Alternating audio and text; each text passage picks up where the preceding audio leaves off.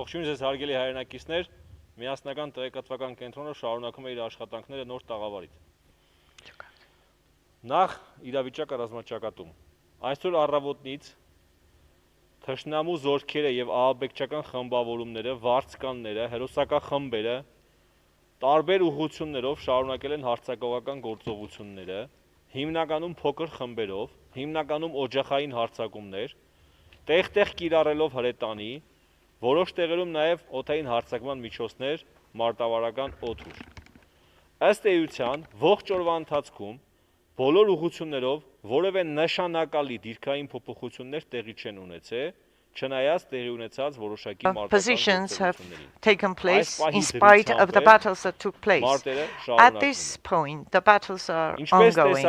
As you saw today, we showed to you the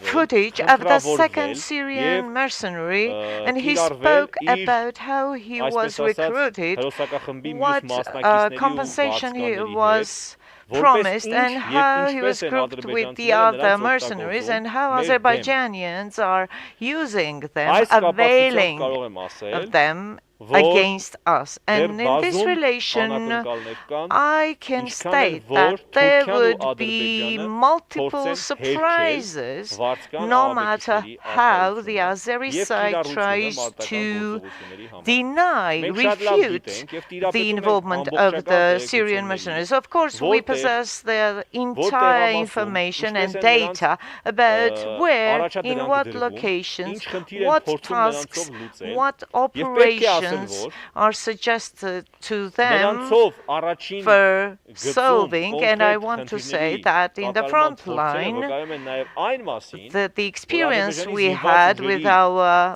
combat ops show that the potential of the Azeri forces is significantly depleted, and the main hope is related to these mercenaries. Now, this much about the situation. Let's take the questions. Well, no questions in the hall. Now, let's talk about the electronic questions. Today, a video material was published about 2 Syrian captives. The question is whether there are some others. I said that there will be some new surprises. Whether it is right that this night also white phosphorus was used by the adversary? Yes, indeed. The adversary is continuing to use the same weaponry in different directions.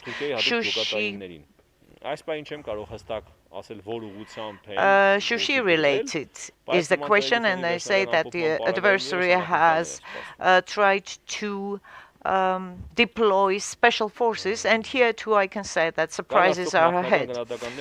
Whether there are preliminary assessments about the ecological situation of Nagorno-Karabakh after the use of the phosphorus weaponry, well, we are underway. These assessments are underway. I can't say anything in summarization of those assessments. Well, there's some concerning developments within the movements of the Turkish officials, well, especially about the foreign minister, defense minister, and so on. What can you say about this? Well, I want to say that we do understand very well the involvement of Turkey, about the participation of Turkey, about the high-ranking leaders and their visits to Baku and vice versa, and what is the significance and what is the role they are playing. And for a number of times, I've said that actually the commandment, the leadership of the Azerbaijani army is delegated to the Turkish one, and at this moment I can say that to some extent, as of now, there is no such thing as Azerbaijani military leadership. Already after the summer this year, when we saw the shameful Azerbaijani's shameful actions in the location of Tavush, Turkey switched itself into this area, and after that the Azerbaijanians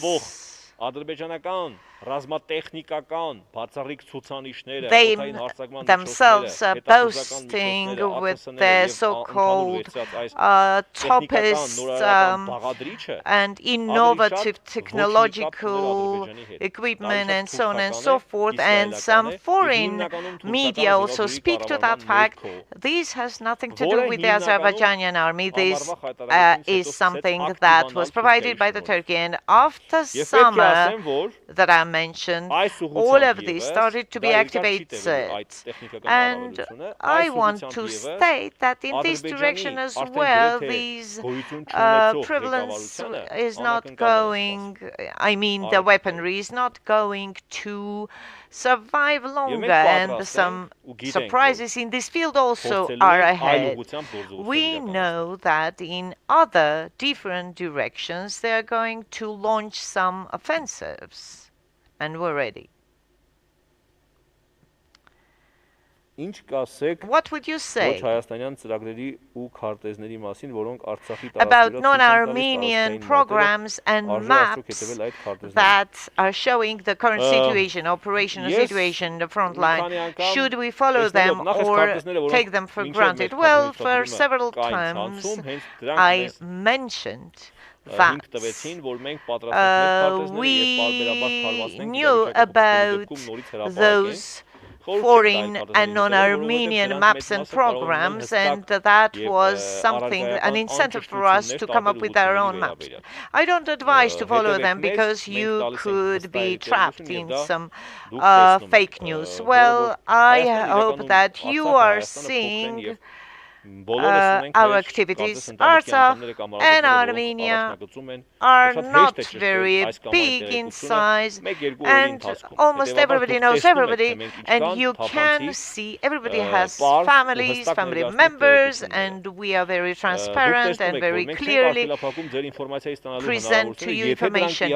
We are not limiting any information in case of our audience, except for the cases when this would somehow be harmful or would damage our service people, I mean the SMSs and the mobile phones usage. Well, this is the situation. As I said, the battles are still going on, and once again I would like to understate that the Azerbaijani news, which we communicate to you through our Unified Center, through the Defense Ministry and so on, it is of course very important for you to know, but my request would be, even in the case of very good news, not to be indulged in euphoria, and on the other hand, in case of some not so pleasant news, not to be depressed, because our army, our nation, our people, our diaspora stand for us. We will surely win. The truth lies with us, this much as this point.